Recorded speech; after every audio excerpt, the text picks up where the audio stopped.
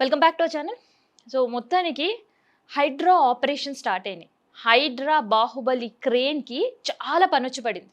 So నేను ఒక్కరోజే 17 buildings కూల్చేశారు. So ఇక్కడితో ఆగిందా హైడ్రా బుల్డోజర్ అంటే ఆగలేదు. హైదరాబాద్లోని ఈస్ట్, వెస్ట్, నార్త్, సౌత్ 4 జోన్స్ని కనెక్ట్ చేస్తూ ఒక పెద్ద ఆపరేషన్స్ ట్రై చేయబోతుంది. సో ఇక్కడ ఆల్రెడీ కొంతమంది యజమానులకు నోటీస్ ఇచ్చిండ్రు. ఇంకొంతమందిని గుర్తించే పనిలో పడ్డారు. కొన్ని బిల్డింగ్స్ పర్మిషన్ లేకుండా కట్టారని గుర్తించారు. ఇంకొన్ని బిల్డింగ్స్ పర్మిషన్ తీసుకొని అదనంగా అంతస్తులు వేశారని గుర్తించారు. ఇంతకీ ఏ జోన్లో ఎక్కువ బిల్డింగ్స్ హైడ్రా అండ్ దాంతోపాటు అక్కడుండే టౌన్ అధికారులు నోటీసులు ఇచ్చారు. నోటీసులు ఇచ్చిన వాళ్ళు ఏం చెయ్యాలి? ఇట్లాంటి విషయాలను కూడా ఈ వీడియోలో మాట్లాడదాం. ప్రజెంట్ ఛానల్ని సబ్స్క్రైబ్ చేసుకోండి. అండ్ మీ చోట ఉండే పరిస్థితి ఎట్లా ఉంది? నిజంగా ఇల్లీగల్ కన్స్ట్రక్షన్స్ మీ దృష్టికి కూడా వచ్చాయి, అధికారులు కంప్లైంట్స్ ఇస్తే ఎట్లా మీకు రెస్పాండ్ అయ్యారు అనేది కూడా మీ ఒపీనియన్ కామెంట్ రూపంలో తెలియజేయండి. సో అప్పుడే తెలుస్తుంది ఏ ఏరియాలో ఎలాంటి పరిస్థితులు ఉన్నాయని. సో హైడ్రా గచ్చిబౌలి అంజయ్ నగర్ నుంచి స్టార్ట్ అయింది. అది ఒక నాలా కబ్జా చేసి కట్టిన బిల్డింగ్ కూలిపోవడంతో అధికారులు ఇట్లా నిధులకి వెళ్ళి లేచారు. సో ఆ తర్వాత అంజయ్ నగర్లో ఇంకేమేమి కన్స్ట్రక్షన్స్ ఉన్నాయి అని అంటే, ఇగో ఇది అన్ఆథరైజ్డ్, దీనికి పర్మిషన్ లేదు, దీనికి 2 అంతస్తులకు పర్మిషన్ ఉంది కానీ వీళ్ళు 4 అంతస్తులు వేసారు. సో అట్లా గుర్తించడం స్టార్ట్ చేస్తే కేవలం ఆ చుట్టుపక్కల ప్రాంతాలని 125 బిల్డింగ్లను గుర్తించారు. సో 125 బిల్డింగ్లు కన్స్ట్రక్షన్ అయ్యి, కొన్ని కన్స్ట్రక్షన్ అయ్యి 2 సంవత్సరాలు, కొన్ని కన్స్ట్రక్షన్ అయ్యి 8 నెలలు, ఇంకొన్ని కన్స్ట్రక్షన్ అయ్యి 7-8 సంవత్సరాలు కూడా అయిపోతుందంట. మరి 7-8 సంవత్సరాల తర్వాత ఇప్పుడు వచ్చి ఇల్లు కూల్చేసే పని పెట్టుకుంటే హైడ్రా అధికారులు, అక్కడ ఫ్లాట్ కొన్న వాళ్ళు ఏమైపోవాలి? సో ఫ్లాట్ కొని ఈఎంఐ పెట్టుకున్న వాళ్ళ పరిస్థితి ఏంటి? ఇప్పుడు ఇట్లాంటి క్వశ్చన్ మార్కే రింగ్ మన హైదరాబాద్లో ఫ్లాట్లు కొన్న వాళ్ళ చుట్టూ తిరుగుతున్నాయి. ఎందుకంటే ఆల్రెడీ రిజిస్ట్రేషన్ అయిపోయి, ఈఎంఐ కట్టుకుంటున్నారు, బ్యాంకులు లోన్లు అయిపోయి, ఇంకా 3-4 సంవత్సరాలు 5 సంవత్సరాలు అయితే లోన్ తీరిపోతే ఇది నా ఇల్లు అని ప్రశాంతంగా ఉంటాము అనే సమయంలో అసలు బిల్డింగ్కి పర్మిషనే లేదు అని చెప్పి అధికారులు కూల్చే పని పెట్టారు. సో కొన్ని సందర్భాల్లో హ్యుమానిటీగా కొంతవరకు ఆలోచిస్తే అలా కష్టపడి కట్టిన వాళ్ళకైతే నష్టపోతారు. సో ఇంకొన్ని సందర్భాల్లో నాలాలు, పార్కులు, శ్మశాన వాటికలు, ప్రభుత్వ భూములు, ప్రైవేటు ల్యాండ్లు ఇట్లాంటివన్నీ గ్రాబ్ చేసి, కబ్జా చేసి, సో ఇల్లీగల్గా ఒక క్వాలిటీ లెస్గా బిల్డింగ్స్ కట్టేసి అమ్మేసిన బిల్డర్స్ చేతులు దులుపుకున్నారు. జోబుల నిండా డబ్బులు, పెట్రోల్ నిండా డబ్బులు పట్టుకొని వెళ్ళిపోయారు. కానీ కొన్న వాళ్ళకి ఇవాళ తిప్పలు ఎదుర్కొంటున్నారు. నిజంగా అధికారులు ఎవరిని పనిష్ చేయాలి? కొన్న వాళ్ళని పనిష్ చేస్తున్నారు, కానీ కట్టిన వాళ్ళని గాలికి వదిలేశారు. సో మొన్న ఒక్క వ్యక్తిని మాత్రమే అధికారులు పనిష్ చేశారు. కానీ ఇప్పుడు ఈ 125కి సంబంధించిన బిల్డింగ్లు కట్టిన వాళ్ళ పరిస్థితి ఏంది? సో ఉన్నట్టుండి మీరు ఈ బిల్డింగ్ని ఖాళీ చేయండి అని నోటీసులు ఇచ్చేస్తే వాళ్ళు ఇంకెన్ని రోజులు మేము బయట ఉండాలి, అసలు మా ఇల్లు ఉంటుందా లేదా అని ఒక టెన్షన్లో ఉన్నారు. సో ఇది కేవలం అంజయ్ నగర్ దగ్గర మాత్రమే కాదు, కేబీహెచ్పిలో మనం హాస్టల్ సంబంధించిన వీడియోస్ చూడండి. అక్కడ ఉండే హాస్టల్ వాళ్ళతో ఎంత న్యూసెన్స్ ఎదుర్కొంటున్న రెసిడెంట్స్ కూడా పదే అధికారులకి నంబర్ ఆఫ్ టైమ్స్ కంప్లైంట్ చేస్తున్నారు. ఏమని? సో ఇక్కడ న్యూసెన్స్ భరించలేకపోతున్నాం, ఇది రెసిడెన్షియల్ జోన్ కానీ దీన్ని కమర్షియల్ జోన్గా మార్చేసారు. కమర్షియల్ జోన్గా మార్చడం వల్ల మా డ్రైనేజ్ బ్లాక్ అవుతుంది, తాగడానికి గుక్కెడు నీళ్ళు ఉండట్లేవు, కొన్ని నీళ్ళైనా బయట నుంచి తెచ్చుకుంటాం, డ్రైనేజ్ వల్ల అవస్థలు అయినా అటు ఇటుగా అడ్జస్ట్ అవుతాం, కానీ ఎమర్జెన్సీ టైంలో మేము ఇంట్లో నుండి బయటికి వెళ్ళాలి అంటే కనీసం ఒక అంబులెన్స్ కూడా లేని పరిస్థితి, అంబులెన్స్ కూడా స్ట్రీట్లోకి రాని పరిస్థితి.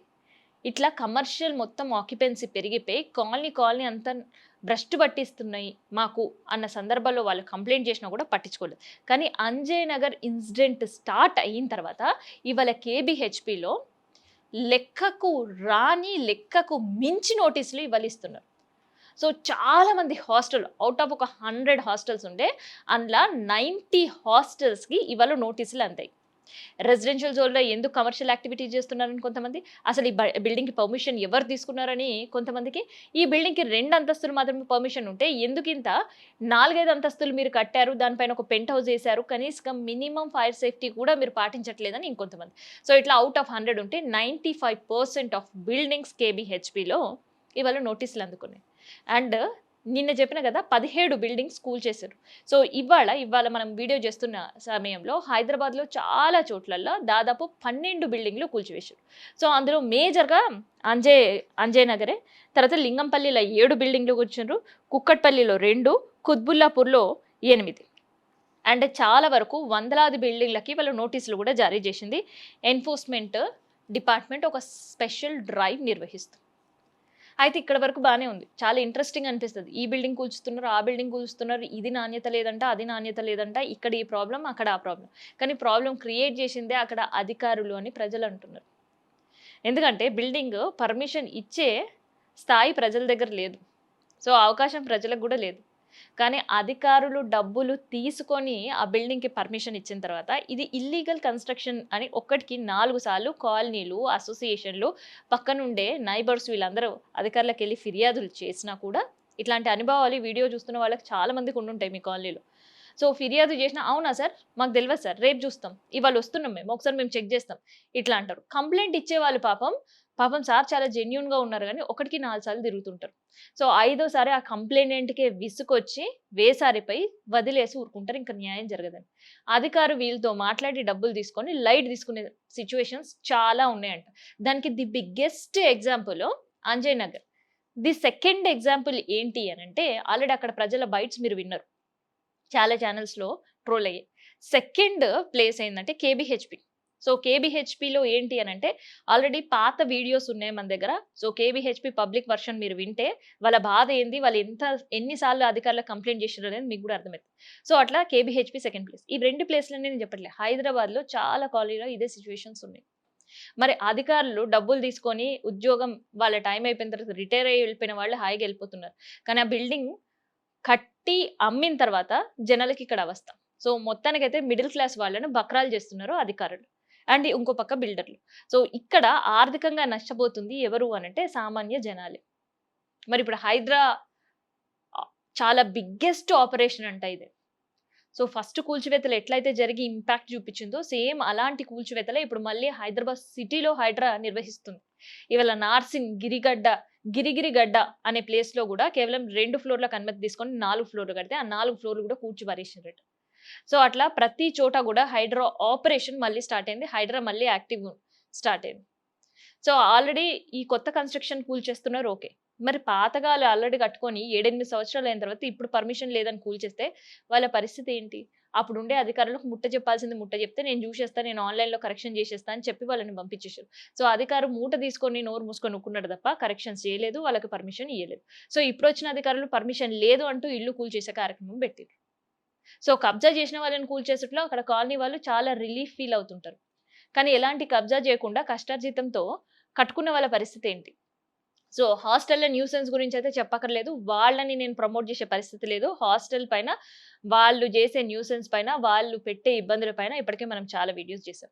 సో, ఒక జనరల్ మ్యాన్ పరిస్థితేంటి? ఒక మిడిల్ క్లాస్ వాళ్ళ పరిస్థితేంటి? సో, అయిపోయింది ఇంకా లైఫ్‌లో సెటిల్ అయిపోయిన సందర్భంలో ఇంక బిల్డింగ్ పర్మిషనే లేదు. ఒక పక్క నిషేధిత జాబితా. ఇంకో పక్క బిల్డింగ్ పర్మిషన్ లేదు. సో, హైదరాబాద్‌లో మాత్రం ఇల్లులు అల్లకల్లోలంగా ఉండే పరిస్థితి.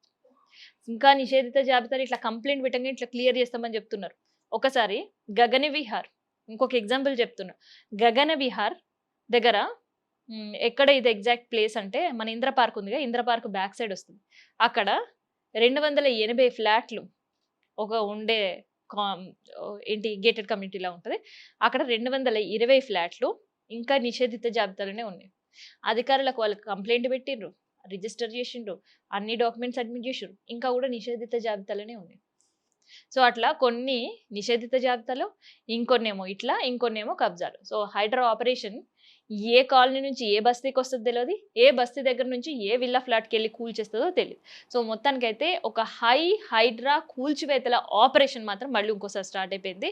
సో, ఈ కూల్చివేతలు అంజయ్ నగర్ నుంచి స్టార్ట్ అయినా ఇంకా ఆగే పరిస్థితి కనిపించట్లేదు. సో, ఇల్లీగల్ కన్‌స్ట్రక్షన్ చేసే వాళ్ళందరికీ కూడా ఒక భయం. అండ్ సామాన్య ప్రజలకు మాత్రం ఎక్కడో ఒకట్ల వాళ్ళు కూడా అవస్థలు పడే పరిస్థితి కనిపిస్తుంది. సో, ఇదంతా విన్న తర్వాత మీకేమనిపిస్తుంది? అధికారులను పనిష్ చేయాలా?